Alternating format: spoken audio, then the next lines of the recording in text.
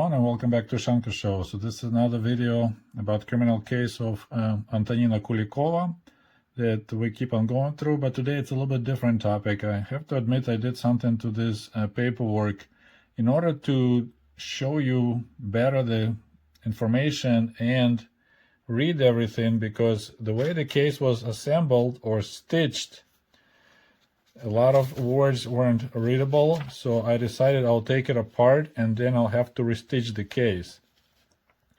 And actually, I talked to one of my subscribers on Instagram, and she mentioned about why do they stitch the paperwork. And it's actually like a standard.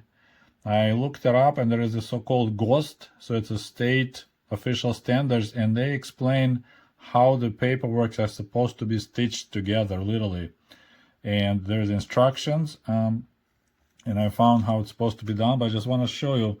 So this, when the case is being put together, stitched together, so there's a specific way to do that, and you could see there is original old stitching. It's a dark color, and the later paperwork was added. That's the one that I had to cut.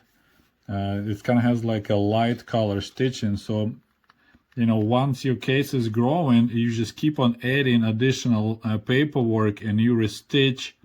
And this is what I'm going to talk to you about today. We're still going to go through those documents here.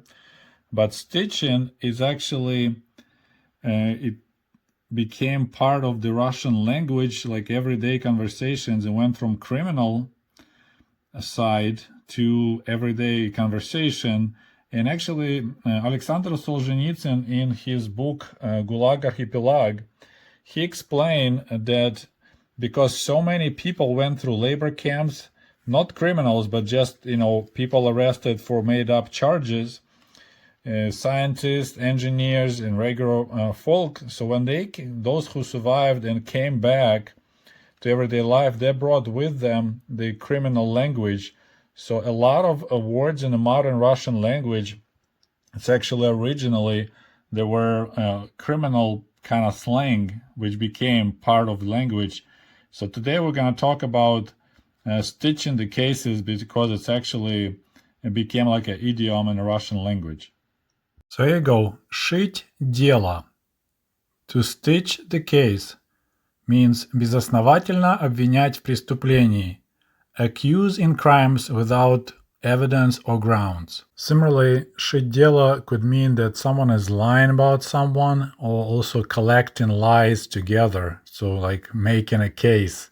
So that also could be шить дело. While searching this topic, I discovered that actually there's a specific standard how to stitch the case together, how to шить дело, and it's pretty detailed explanation. There could be a 3-hole document or 4 holes, and depending on how many holes you have, there's a specific way you stitch. So you start from step 1, and you move to the second hole on the left, then you return to the first hole, return back to the second hole, go over, and that's how you stitch together the case. And here's example how to stitch your case if it has only 3 holes.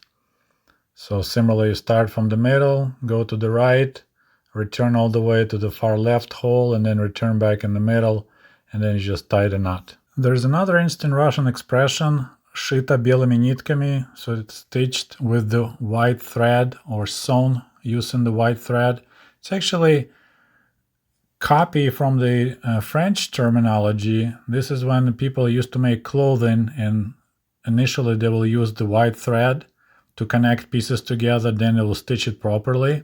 So it came to Russian language from French, and it means like obvious lies, something that was put together, some kind of disinformation and done extremely rudely, so you see that's the lie. That means it was stitched with the white thread. So if someone says that the case was stitched with the white thread, дело сшито белыми нитками, that means that the whole case is just full of lies and false accusations. It's not the truth. Дело сшито белыми нитками. Alright, my friends, that's all I have for you today. I hope you enjoyed this short video and a short lesson on Russian language. We'll talk to you soon. До свидания. Goodbye.